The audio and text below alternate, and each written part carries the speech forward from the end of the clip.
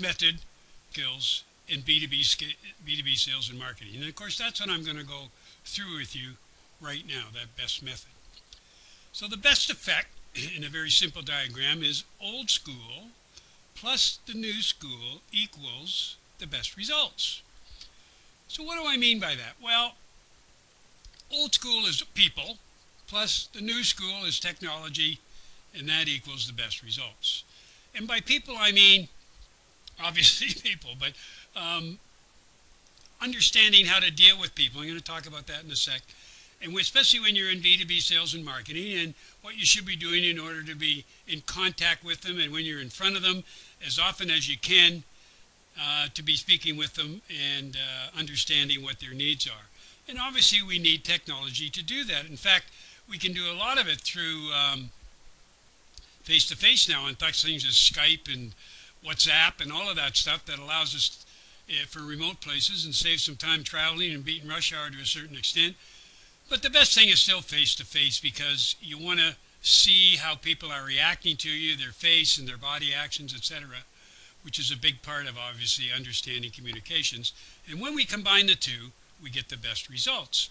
So, what do I mean by people skills? Well, here's a great quote, excuse me, which is by Stephen Covey, who wrote The 7 Habits of Highly Successful People. And I think this was maybe the first one, when he said, understand before being understood.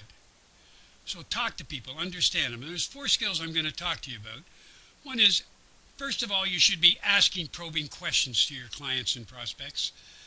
Excuse me. So a probing question is, asking what, why, where, when, and how. And then understanding that, and keep asking questions until you're getting a full understanding of what their issues are and what their needs are and what they want to do, those kinds of things. So you need to ask probing questions.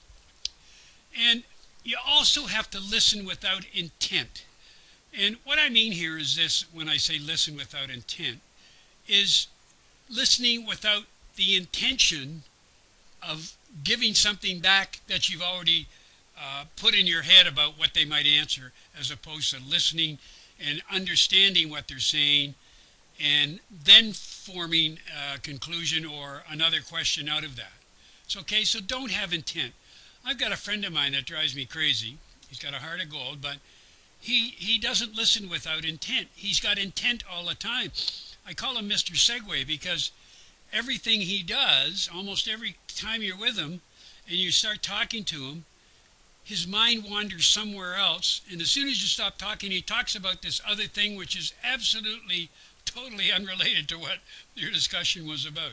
So he's not listening without intent. He has intent, and I want you to start listening without intent when you're asking your probing questions. You also need to collaborate with them. How did you do this? Why did you do that? Why have you tried this? What would happen if you tried this? Do you know? So all of those kinds of things, collaborate with them. They're the type of questions you want to ask, but you're collaborating at the same time, okay? Figuring out which way to go is the best way for him or her to go in his particular, or their particular situation. So collaborate. And you should always end with a mutual purpose. So if you're going to carry on, and hopefully you will, otherwise you should be qualifying a person on your first call about whether they're worthwhile or not. But you want a mutual purpose. So where are we going to go next?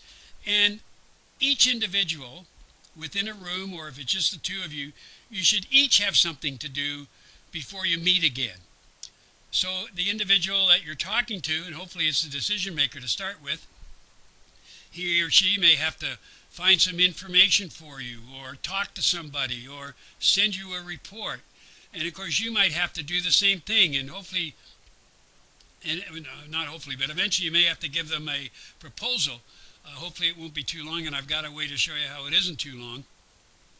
But you want to end each conversation with a mutual purpose where you're both going to be doing something to help this, move this process along. Okay?